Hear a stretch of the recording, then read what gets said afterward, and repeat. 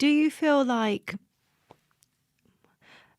mothering your child helped you mother your younger self in some way? Oh, yeah. I mean, in fact, there's a term for it which is called remothering, which is about if you have not had the best experience of mothering yourself, sort of, mending those wounds through giving your child like all the things that you never had and watching them take that love and have those experiences and be nourished and nurtured in that way.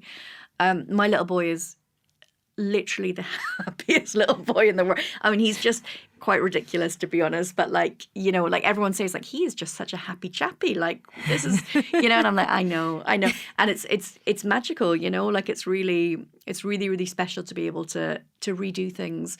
And one of the things that the book is about really is about how a lot of what my childhood showed me was not just what I would like to do as a mother, but all the things that I didn't want to do, all the things that I knew had actually harmed me quite a lot, and how to not replicate those in my son's life.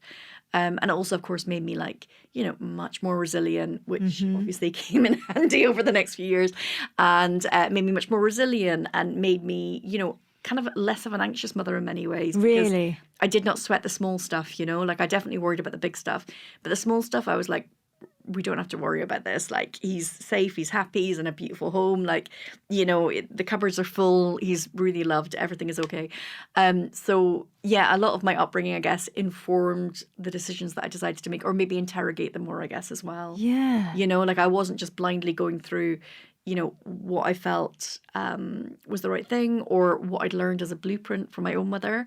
I was literally interrogating every decision we made with my husband to try and make good decisions, which I think made a difference too. It must be a difficult thing to mother when you haven't seen that. Well, I guess you would have seen mothers around you, but you haven't experienced that mothering yourself. And to give my mum credit for many, many, many sort of issues that existed in my childhood, she did love me, and she did. So I did see that model of love. It's just that it was so much more complex and flawed than I think a child needs to grow up with. Yeah. But I mean, I think that's what I thought. I've got no blueprint. Like, how do you learn? And then I was like, oh, you meet your child and you love them, and you work the rest out, and so that's what we did, and I always say when the book came out and they were like, are you happy to, let's say, parenting podcasts and, write for parenting magazines? I was like, sure, but I'm going to tell everyone I don't know anything. And I stand by that. But I feel like definitely my background allowed me to have a different perspective, and a positive one, actually, which I wasn't expecting, because so many people had told me that my background, my childhood would negatively impact my ability to be a mother. And you're like, absolutely not. Yeah. One thing you have said, actually, that I absolutely loved is the fact that you say that childhood, it should be something that's cushioned. It should be sheltered. It should just be full of love. They shouldn't have to contend with all these other things that they have a lifetime ahead of them to experience.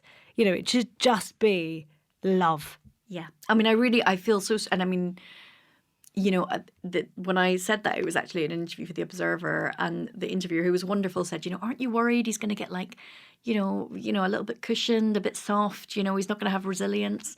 And I was like, why does a child have to have resilience? No, like, they should feel secure and loved. And also, life happens, right? So there's always going to be something, and that that's coming somewhere.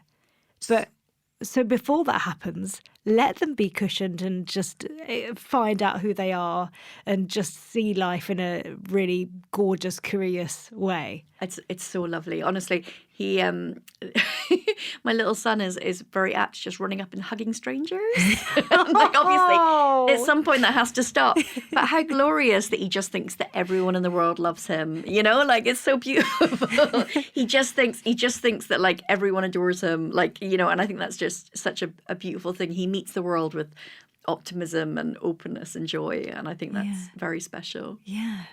We were saying earlier about how when we have kids that we're not going to be able to sleep. We know that all those other physical things or whatever that is going to happen. But again, the relationship side of stuff, you two went through a rocky patch once he'd arrived, and whether that's led by the lack of sleep, the change in your relationship, not quite knowing, where you are. I found it a really refreshing part of the book, actually, because you also talk about, don't touch me, don't look at me, like all that thing of it's just another ask or what. And at some point you can end up on such different pages. Yeah, I mean, I write in the book that we looked for the worst in each other and we found it, like we were so at the end of our tethers, we were exhausted. As it turned out, I was actually like very, very ill, but I didn't know it, like physically ill.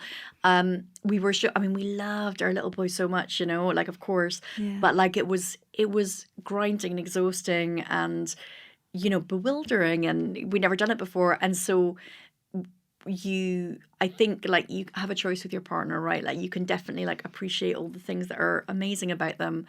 But if you want to, you can also be like, well, this isn't quite right. And why didn't you do this? And I remember when you did this. And so we both started doing that. And then it became like a sort of spiral.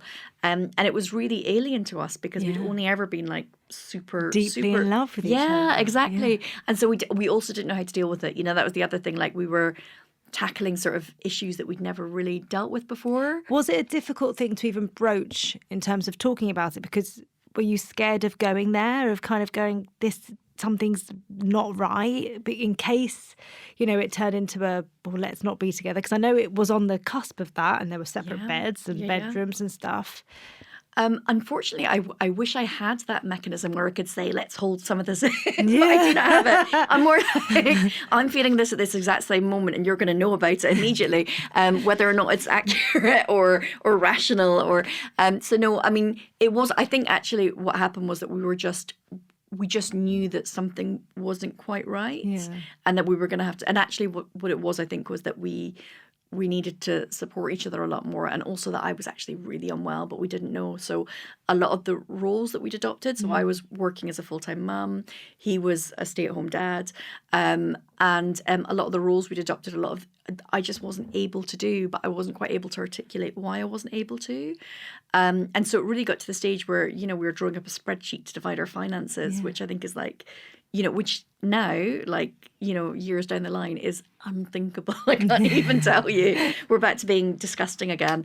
But it was so close, and it was really just because I think we had to learn the tools of communication to deal with a whole different sort of life, Yeah.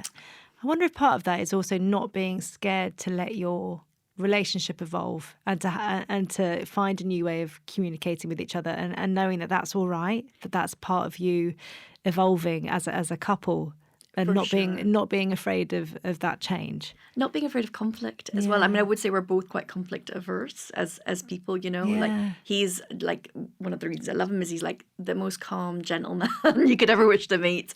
I am, because of my background, very averse to any sort of conflict, especially in the home, within the family or within loving relationships.